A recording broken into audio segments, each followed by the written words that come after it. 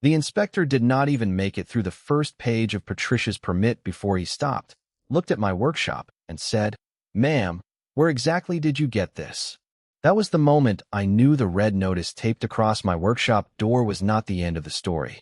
My name is Daniel Mercer.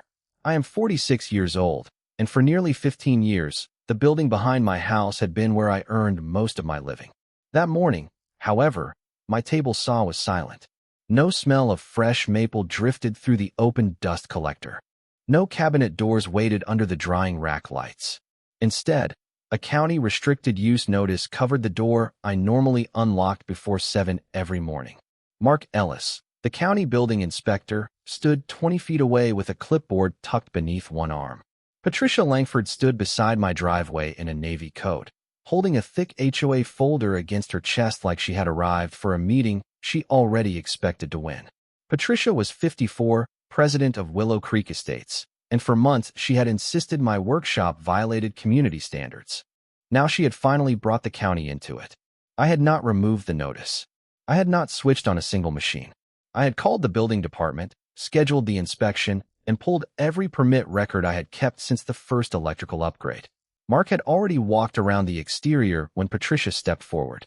"I think this will clarify the issue," she said, removing a document from her folder. "This is the permit the association has been referring to." Mark accepted it. I stayed beside my workbench and said nothing.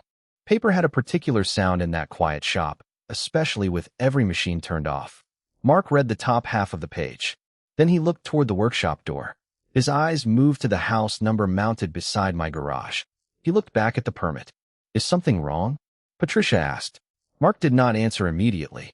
He checked the permit number again, then the property description farther down the page. His expression changed, not dramatically, but enough that I noticed. "Ma'am, where exactly did you get this?" Patricia straightened. "From the association records." "Was this provided to you by the county?" "It is part of our property documentation." Mark turned the page over as though checking for an attachment. There was nothing on the back. Then he looked at me. "Mr. Mercer, do you have your permit records available?" I pointed toward the metal file cabinet against the north wall. "Every one I was issued." I unlocked it with the small brass key I kept on my truck ring and placed a brown folder on the workbench. Electrical permits, inspection approvals, survey copies, improvement records. Mark compared the first document in my folder with Patricia's paper. His eyebrows tightened. Patricia crossed her arms. "The association has spent months trying to resolve this structure." Mark raised one hand gently. "I am not making a determination yet." He stepped outside, pulled out his telephone, and walked several feet toward his county vehicle. Through the workshop window, I watched him speak quietly while Patricia stood motionless beside the driveway. Less than a minute later, he came back inside. "I need my supervisor to review this before I continue the inspection." Patricia's confidence finally slipped. "Why?" Mark placed her permit beside mine on the workbench. "Because these records are not describing the same thing." I looked down at the two permit numbers sitting 6 inches apart. They were different. And suddenly the question was no longer why my workshop had been shut down. The question was whose paperwork Patricia had used to do it. 3 months before that permit landed on my workbench, the loudest thing in my backyard was usually the table saw cutting through maple before breakfast. I had built my life around that workshop one cabinet door at a time. It sat about 60 feet behind my house, a simple 30 by 40-foot building with gray siding, 2 wide windows, and a concrete floor that stayed cold even in July. Nothing about it was glamorous. The shelves were crowded with clamps. The workbenches carried years of scratches, and fine sawdust always seemed to find its way into places I had cleaned the night before. But that building had paid my mortgage, covered my property taxes, and kept food on my table for nearly 15 years.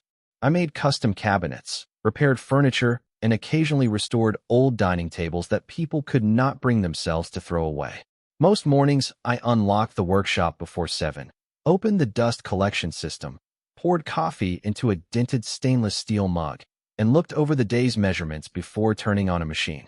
I knew every electrical outlet, every ceiling light, every crack near the western edge of the concrete slab. I also knew the paperwork behind them. My father was responsible for that habit. He had spent 32 years maintaining commercial buildings, and whenever I complained about keeping receipts or inspection records, he would say, "If somebody approves something, Keep the paper longer than you think you need it. So I did. Inside a gray metal cabinet against the north wall, I kept the original property survey, building approvals, electrical permits, inspection records, contractor invoices, and every document connected to later improvements. The little brass cabinet key stayed on the same ring as my truck key. For years, those papers were boring enough that I almost forgot they existed. Then Patricia Langford became president of Willow Creek Estates. Her first complaint came on a Tuesday afternoon while I was unloading 2 sheets of walnut plywood from my pickup. She walked up my driveway carrying a blue HOA folder and stopped just short of the workshop. "Daniel, we have received concerns about commercial activity on residential property." I set the plywood against the wall. "What concerns?"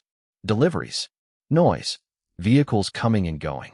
That sounded more dramatic than reality. I usually received 1 lumber delivery every week or 2, and customers rarely came to my house because I delivered finished work myself. Still, I asked her to show me the applicable rule. 2 days later, she emailed a section covering nuisance noise and obstructed streets. Fine. I changed my lumber deliveries from early morning to after 9, made sure no supplier truck remained on the street, and shifted the loudest cutting work later in the day. I thought that would settle it. It did not. The next letter mentioned exterior storage because 3 boards had been leaning beneath the workshop overhang. I moved them inside. The letter after that questioned whether my workshop was compatible with the architectural character of Willow Creek. That one bothered me because the building had been standing long before Patricia joined the board. I emailed her back and asked for the specific covenant giving the HOA authority to require its removal. Her response arrived 19 minutes later. "The board is reviewing all available enforcement options." I printed that email and placed it in the metal cabinet. A week later, my neighbor Tom Reynolds stopped beside my mailbox while walking his dog. He glanced toward the workshop and lowered his voice. "Patricia brought you up at the board meeting last night." I looked at him. "What did she say?" Tom hesitated. "She said if the HOA rules could not solve the workshop problem, there were other agencies that could." That was the first moment I realized Patricia was no longer trying to make my workshop comply with neighborhood rules. She was looking for someone with enough authority to shut it down. Patricia did not wait long to find that agency. 11 days after Tom warned me about the board meeting, a certified letter arrived from Willow Creek Estates. The envelope was thick, the kind that made a heavier sound than ordinary mail when I dropped it on the kitchen counter. Inside was a formal violation notice describing my workshop as a non-conforming accessory structure being used for unauthorized commercial purposes. It gave me 10 business days to provide documentation or face additional enforcement action from the association. I read it twice, then carried it to the workshop and opened the gray metal cabinet. I pulled the original survey, the building records, and the electrical inspection paperwork, copied what seemed relevant, and emailed Patricia asking one simple question. Which specific covenant did the board believe authorized the action it was threatening? Her response came the following afternoon. She did not identify one. Instead, she wrote that the association had an obligation to protect neighborhood safety, property values, and architectural consistency. I printed that email too. 3 days later, the county entered the picture. I was sanding the edge of a walnut cabinet door when my telephone rang. A woman from the county building department identified herself and said a complaint had been filed regarding a potentially unpermitted accessory structure on my property. The complaint also questioned electrical alterations and the nature of the building's use. The orbital sander was still humming on the bench when I switched it off. "What do you need from me?" I asked. She explained that an inspection would be required and told me what records to have available. There was no accusation in her voice, just procedure. I scheduled the earliest appointment they offered. Until then, I decided not to make any new changes to the building. The next morning, another HOA email appeared. Patricia wrote that the board had been informed of an active county code review and advised me to suspend workshop operations until the matter was resolved. That wording caught my attention. The county employee had told me an inspection was required. She had not told me the county had already determined anything was wrong. I called the building department back and asked whether any violation had been established. "Not at this stage," the clerk said. "The complaint is pending inspection." I wrote those words on a yellow legal pad beside the telephone. Pending inspection. Then I opened Patricia's email again. She had written as if the conclusion already existed. That afternoon, Tom Reynolds stopped at the end of my driveway with his dog. He looked toward the workshop, then at me. I heard Patricia telling 2 people the county is finally dealing with your building. They have not inspected it yet, I said. Tom frowned. That is not how she is describing it. I asked him exactly what he had heard at the previous board meeting. He thought for a moment. She said the county could accomplish what our rules could not. Then she mentioned permits. That last word stayed with me. Permits. She said there were questions about whether the workshop had ever been properly permitted. I looked through the open workshop door toward the metal cabinet. I knew what was inside it. I also knew county records could be incomplete, old documents could be misfiled, and memory was not evidence. So I did not accuse Patricia of anything. I simply started building a timeline. Original survey, building approval, electrical permit, inspection dates, later improvements. Every document went into chronological order across my workbench. Then I noticed something I had missed in the HOA letter. Near the bottom of the second page was a reference to a county permit number the association claimed was relevant to my structure. I compared it with the permit number printed on my oldest workshop record. One ended in 4172. The other ended in 4917. I checked again under the bright task light. They were not the same number. I placed a yellow note beside each one and wrote a single question across the top of my legal pad. If Patricia's permit was not for my workshop, what exactly had she found? The 2 permit numbers stayed on my workbench for the rest of the afternoon, separated by less than a foot of scratched maple, but apparently connected to 2 different stories. I did not know enough yet to say Patricia was wrong, and I definitely did not know enough to accuse her of deliberately misleading anyone. So I did what my father had taught me to do whenever paperwork stopped making sense. I stopped guessing and started collecting. The next morning, I called the county building department and asked how to obtain the public permit history associated with my parcel. The clerk explained the records request process, and I submitted one using my street address and parcel number. Then I emailed Patricia. I kept the message short. I asked her to provide the complete document associated with permit number 4917, including any attachments or county correspondence the board relied upon when describing my workshop as potentially unpermitted. Her answer arrived before lunch. The association has already provided sufficient notice regarding the compliance concerns. Nothing was attached.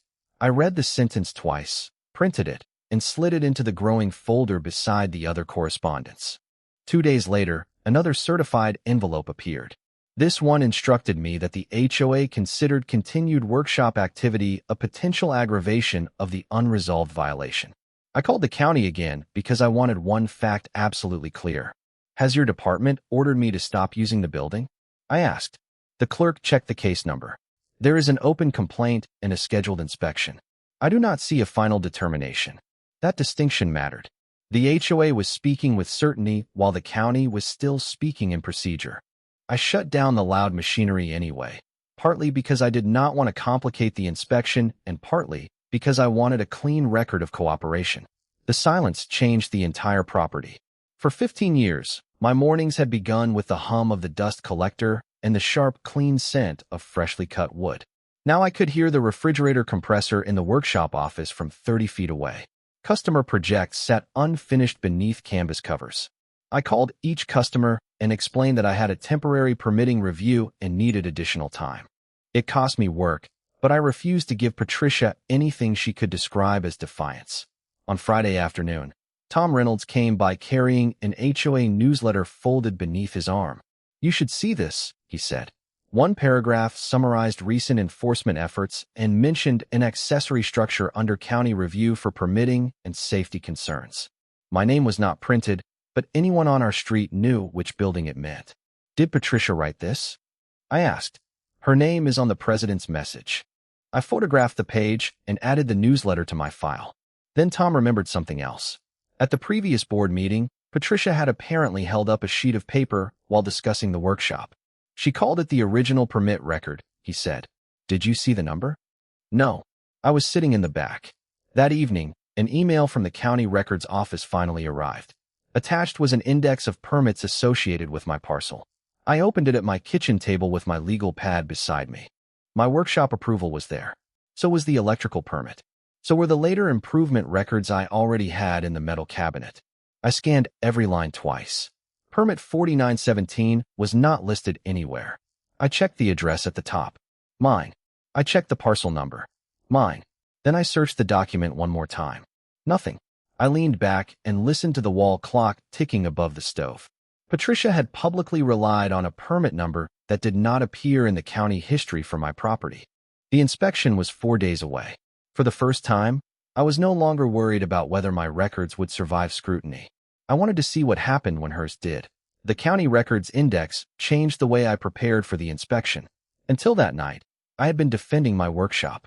After seeing that permit 4917 did not appear anywhere under my parcel, I started asking a different question. What record had Patricia actually been relying on? I still refused to guess.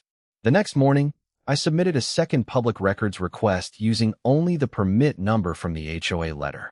I did not attach Patricia's name or accuse the association of anything.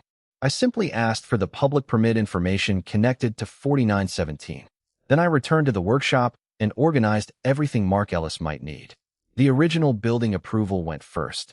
Behind it, I placed the electrical permit, inspection sign-offs, the later improvement record, the property survey, and the county permit index one had received the night before.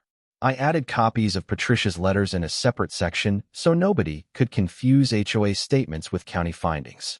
By noon, the folder was nearly 2 inches thick. The workshop remained quiet.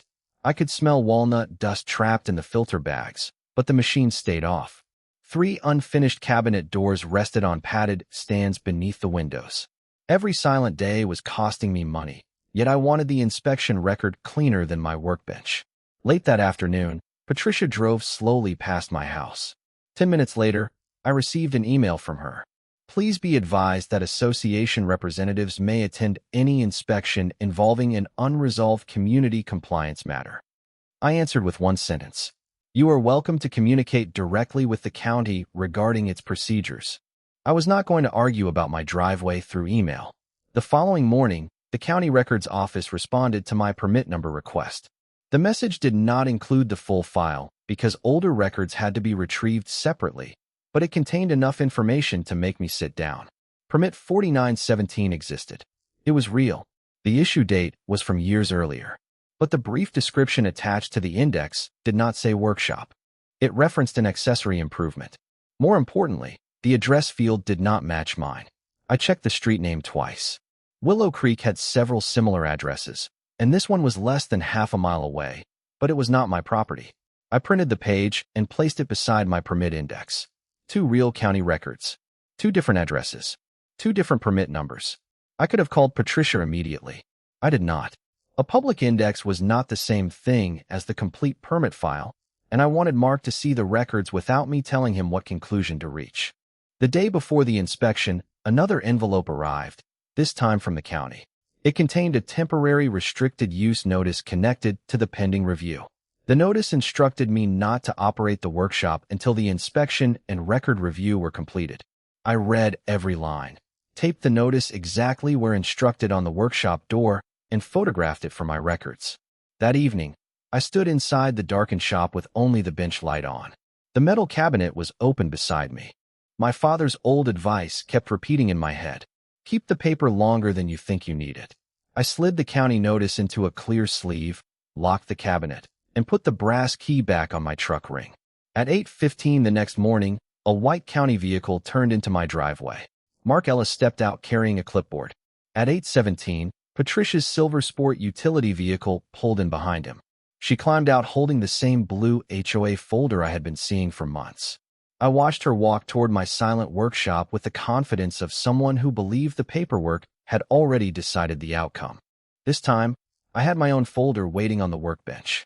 Mark Ellis began with the building, not the paperwork. He walked slowly around the workshop while I followed several feet behind him, answering only when he asked a question. Patricia stayed near the driveway with her blue folder tucked against her side.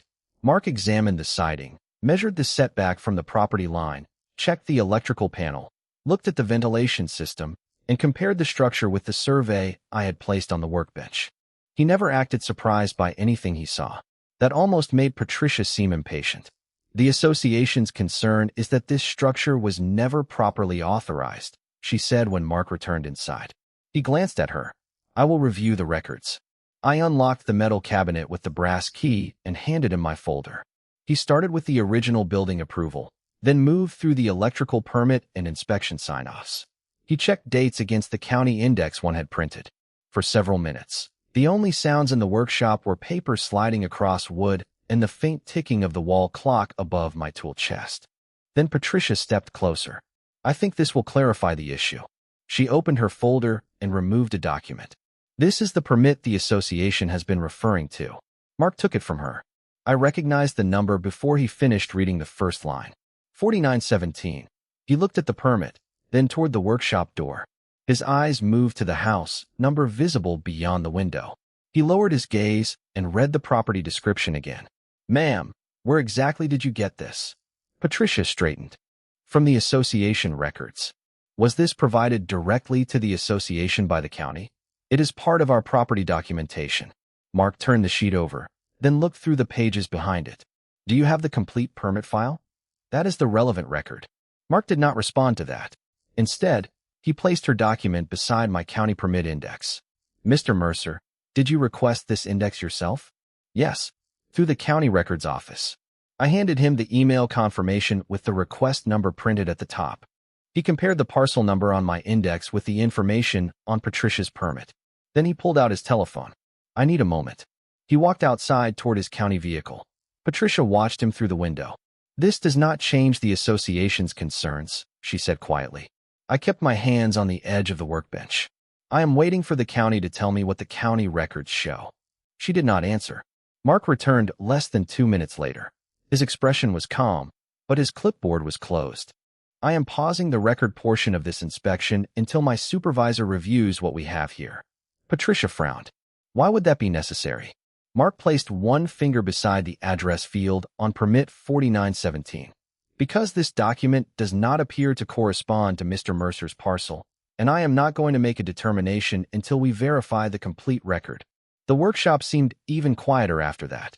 Patricia looked down at the permit as if the address might change if she stared long enough. There must be an explanation. There probably is, Mark said. That is why we verify records. He told us his supervisor, Susan Harper, would review the permit history and contact me before the restricted use notice could be lifted. Then he photographed the relevant documents and returned Patricia's copy to her.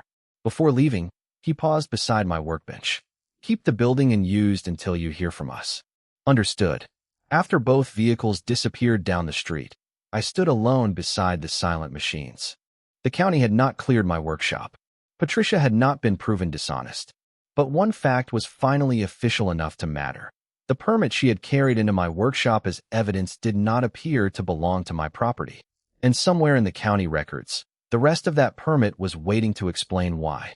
Susan Harper called me at 9:20 the next morning, and the first thing she said was, Mr. Mercer, we found permit 4917.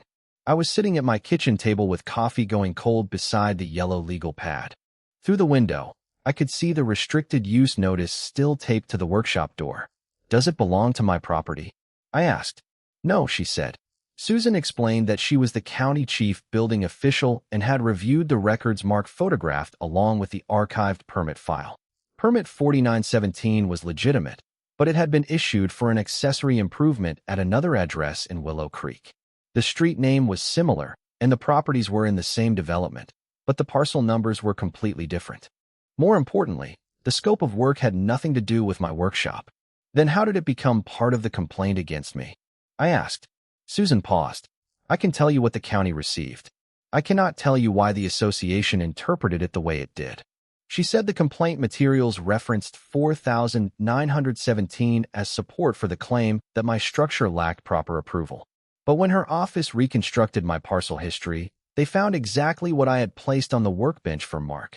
The original building approval, the electrical permit, inspection sign-offs, and later improvement records.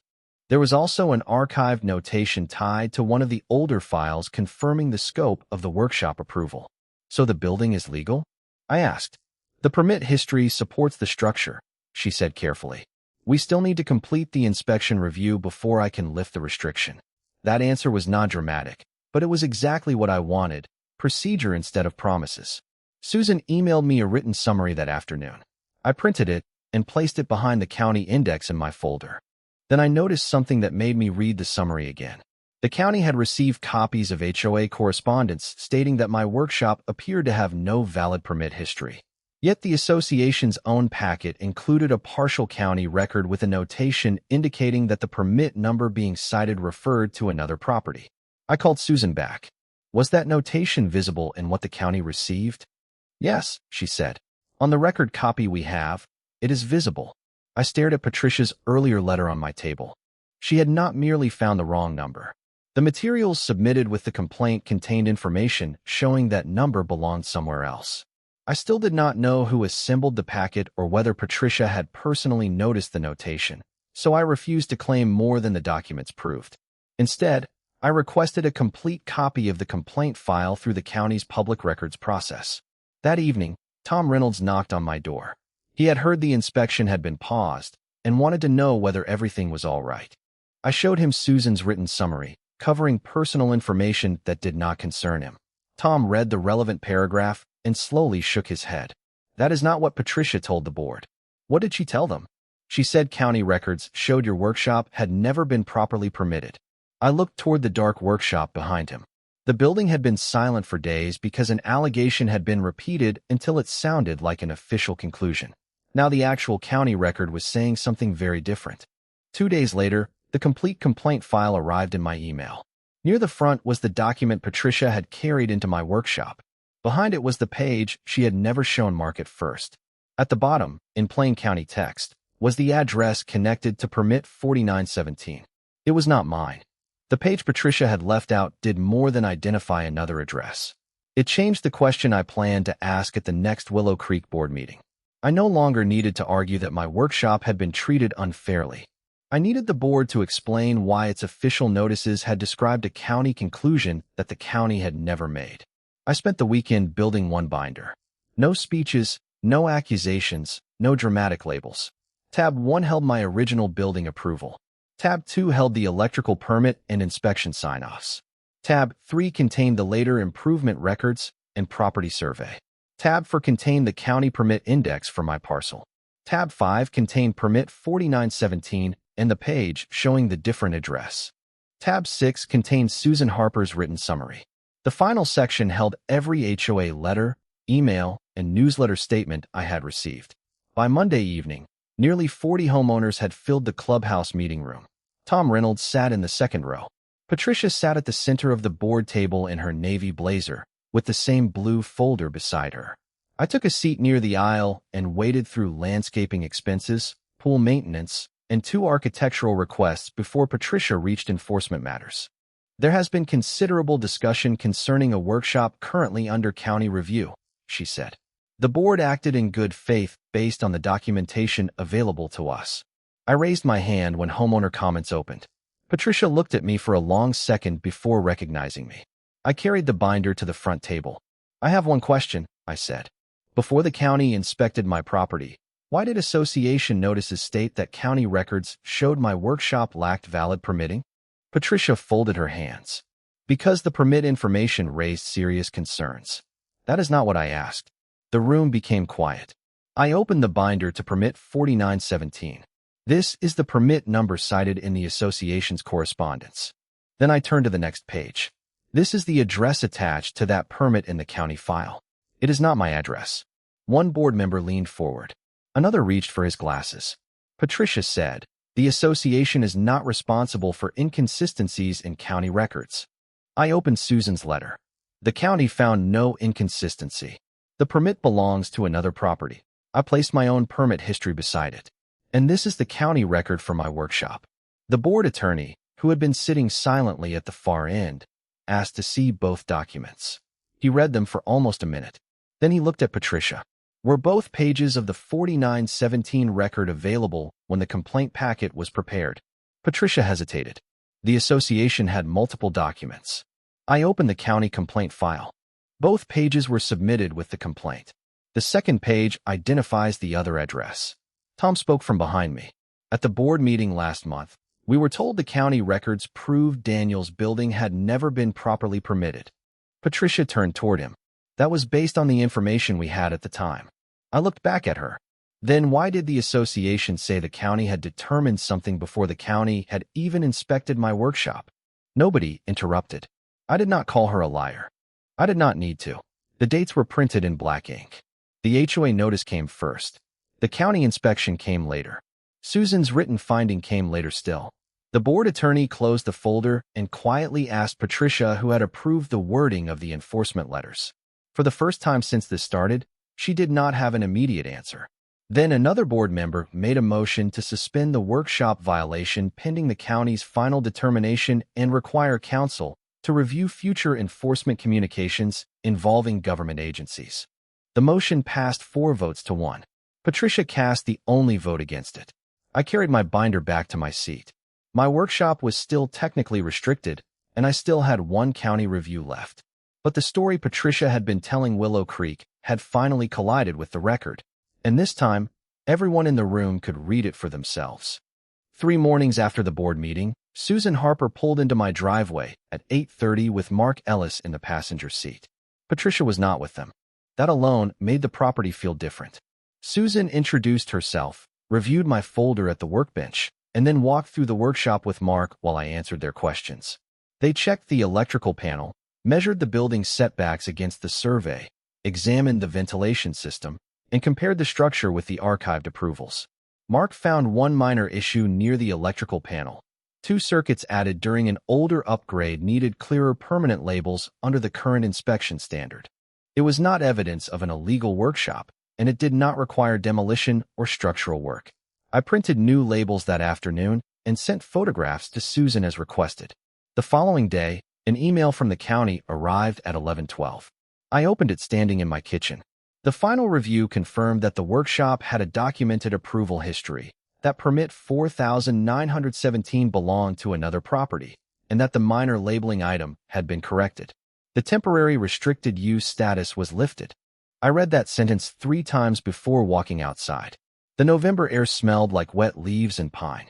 I crossed the 60 feet between my house and the workshop, stopped in front of the door, and carefully removed the notice that had been hanging there for days. I did not throw it away.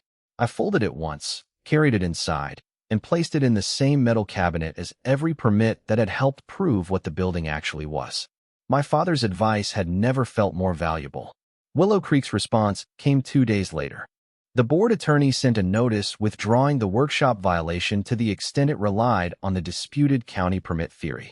A second message announced a new policy requiring any future HOA communication that referenced a government determination to include the actual written determination or clearly state that the matter remained under review. Patricia was also removed from direct responsibility for enforcement correspondence while the board reviewed how my complaint packet had been prepared. At the next monthly meeting, she announced that she would not seek another term as president. She did not apologize to me, and I did not demand one. By then, I had learned that an apology was not the thing I needed. I needed the record corrected.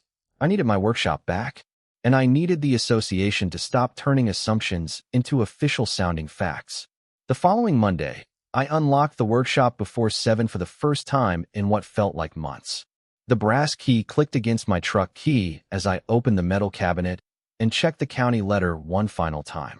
Then I closed the drawer, walked to the table saw, and switched on the dust collector. The familiar low hum filled the building. A few seconds later, the clean smell of maple returned as I finished the cabinet doors that had been waiting beneath their canvas covers. Sunlight came through the eastern window and caught the fine dust floating above the workbench. Everything looked almost exactly as it had before Patricia started asking questions about deliveries, noise, and permits. Almost.